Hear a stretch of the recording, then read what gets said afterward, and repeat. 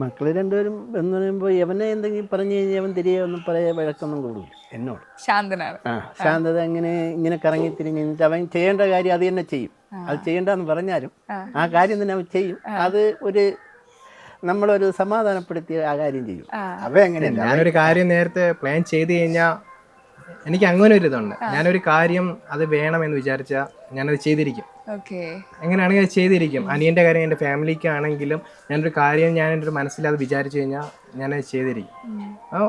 അത് പിന്നെ കുറച്ച് വീട്ടുകാർക്ക് ചിലപ്പോൾ ഇഷ്ടപ്പെടില്ലായിരിക്കും. പിന്നെ അത് കുറച്ച് സംസാരിച്ച് പതുക്കെ ആ ഒരു രീതിക്കൊക്കെ സംസാരിച്ച് ഇപ്പം അനിയൻ്റെ കല്യാണത്തിൽ തന്നെയാണെങ്കിലും ഇപ്പം ഞാൻ അവന് കുറച്ച് ഫ്രണ്ട്സൊക്കെ ആയിട്ട് ഞങ്ങൾ കുറച്ച് പണി കൊടുത്തായിരുന്നു. കുറച്ച് പണി. അപ്പോൾ അച്ഛനത് പെട്ടെന്ന് ഇഷ്ടപ്പെട്ടില്ല. പിന്നെ പതുക്കെ സംസാരിച്ച് ആ ഒരു രീതിയിൽ ഈ കാലഘട്ടത്തിൽ അങ്ങനെയൊന്നുമില്ല.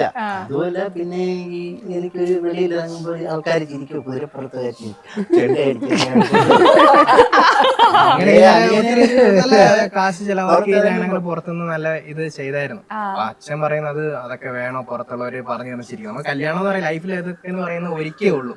ഈ ആഘോഷമൊക്കെ എന്ന് പറയുമ്പോൾ അതൊക്കെ മറക്കാൻ പറ്റാത്ത ഒരു ഇതാണ്. അപ്പൊ അങ്ങനെയൊക്കെ ചെയ്യണം സത്യം പറഞ്ഞു കഴിഞ്ഞാൽ.